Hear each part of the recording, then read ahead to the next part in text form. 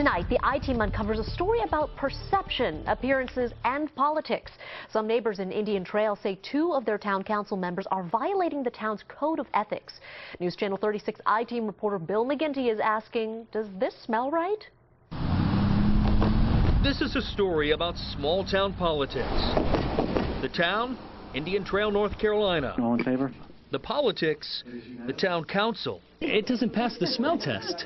Does it? If it's legal. That's Darlene Luther. Last year, she and Robert Allen founded the Indian Trail Business Association. Their goal is to create more and better communication between government and business. The only problem is Luther and Allen are the government. They are 2 of 5 votes on the Indian Trail Town Council. Do you find it a conflict of interest that you sit up here, yet you can be the founder and director of that? I don't like sitting while you're talking to me. I'm sorry. Actually, what I will do for you, no, I don't. Not whatsoever. Luther and fellow council member Robert Allen market themselves on Facebook as founders and directors of the ITBA. Darlene Luther does the same over on her LinkedIn page. They charge some local businesses $300 for premium memberships. They say that money means better positioning in their ITBA directory.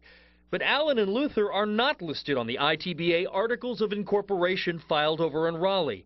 Instead, their associate, attorney Nathan Workman, is the name on the paperwork. Council members Darlene Luther and Robert Allen, as well as their ITBA associate Nathan Workman, say everything about their relationship is clearly out in the open.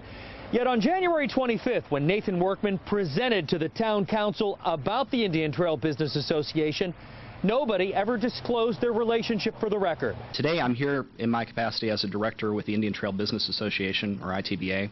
I strongly encourage the town council to support the ITBA. That was roughly a 3-minute presentation to the town council, hyping how good the ITBA will be.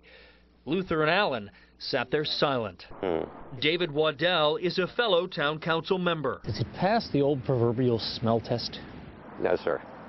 No, sir. It doesn't pass the smell test to me. Michael Alvarez is the town's new mayor and says Robert Allen even asked him to join the ITBA. For me, in my personal life, yes, it would be a conflict of interest. Robert Allen responded by denying the invitation and insinuated that Mayor Alvarez is a political newbie. But he's not allowed to have a grown-up opinion. I'm just saying he is the mayor. He is the mayor, but the shoes are tight. He stretched them out. You're not born into this and know all of it. The Indian Trail Code of Ethics says town council members should not advance the private interests of others, nor should they convey the impression that they are in a special position to influence. So you don't see this as a conflict of interest at all, ma'am? No, not at all. I'm not seeing it as a conflict of interest. It's not. The University of North Carolina School of Government wrote to council member Darlene Luther saying, "I don't think there is any conflict for you to serve in both of these roles." The town attorney likewise said, "I don't believe there is a conflict." Motion's been made by Mr. Allen. All in favor? North Carolina state law defines a conflict of interest as getting something financial in return for your vote. Do you make money from the IBTA? No, I have not made a penny. You don't make any money? Hopefully, maybe one day I will. I have never made 1 penny from the association. And while the School of Government says it doesn't necessarily see a conflict here, they also told me that they caution elected officials about getting into situations where the appearance of conflict is created. As council members, Darlene Luther and Robert Allen have voted at least 2 times on ITBA businesses, one for a funding issue, the other for a rezoning issue. And at the time of the vote, they didn't publicly disclose the relationship. But by law, they are not required to say anything, which brings us right back to the issue of appearance and perception.